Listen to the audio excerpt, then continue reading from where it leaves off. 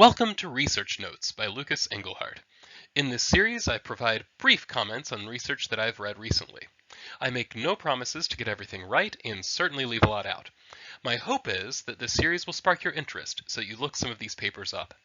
Today, we'll look at a paper by Manning from the Journal of Economic Perspectives, Winter 2021 issue. The paper's title, The Elusive Employment Effect of the Minimum Wage.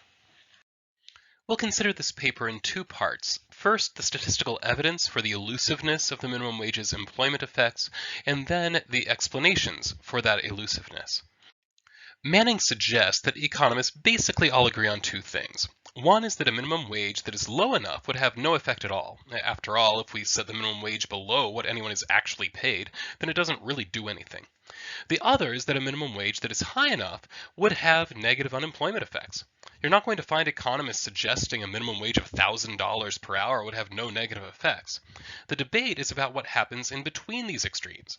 So like with most studies, Manning starts by focusing on teens in the US. After all, teens are relatively lower paid, so they're most likely to be affected by the minimum wage. First, Manning shows that higher minimum wages do actually lead to higher wages statistically. This suggests that minimum wages aren't so low that they'd have no effect at all. Second, Manning looks at employment effects. He uses 7 different statistical tests. 2 of them find negative effects on employment. The other 5 find no statistically significant effect. When an effect is this sensitive to which statistical method you use, it's hard to claim that the effect definitely exists, or at least that it's very important. Manning also cites a number of other studies that use other techniques and reach similar conclusions, with one exception I'll talk about later. Third, Manning turns to looking at the international evidence. Since the US's minimum wage is pretty low relative to our median wage levels compared to other developed countries, there is some possibility that other countries might show a significant effect while we don't. Unfortunately, the international evidence is no more conclusive. As one example, both France and Australia have pretty high minimum wages. France also has high unemployment, but Australia doesn't. This suggests the minimum wage isn't the deciding factor for France's unemployment problem. So taking as given that employment effects are, at best, small, why is this so? Here we can explain through 2 broad categories. The first category applies if labor markets are perfectly competitive, so that unemployment would only occur in the presence of minimum wages. First, there might be offsets in other employment-related costs. For example, costs might drop because of lower turnover, which decreases hiring and training costs, or employers might decrease or eliminate non-wage perks. Or maybe workers put forth more effort, so that the higher wage is offset by higher productivity. Second, it might just be that the elasticity of demand for labor is quite low. That is, employers don't change their level of employment much when wages change. This would especially be the case if minimum wage jobs are concentrated in industries that primarily serve their local communities, as they produce either services or goods that can't be easily transported. This seems pretty plausible for the US at least.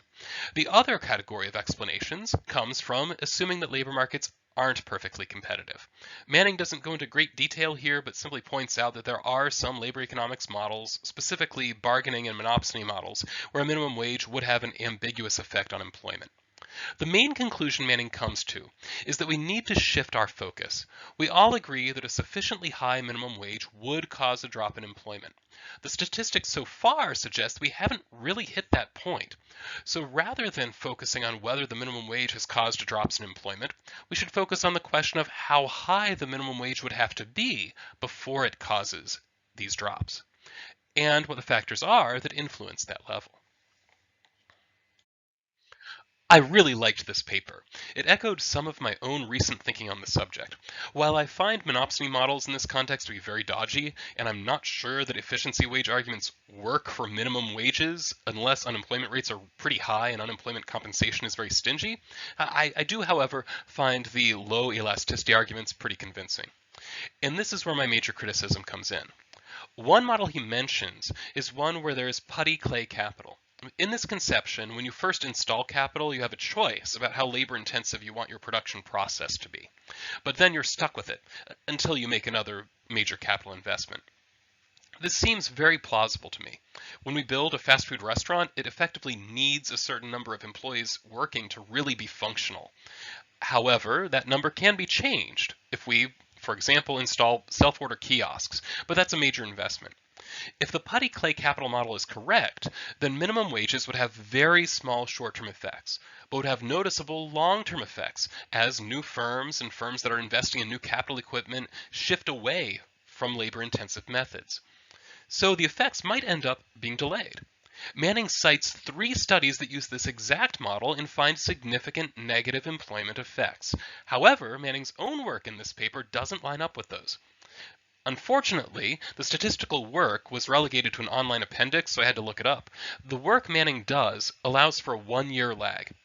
This may or may not be enough time for putty clay effects to play out, so I would have liked to see a bit more on this.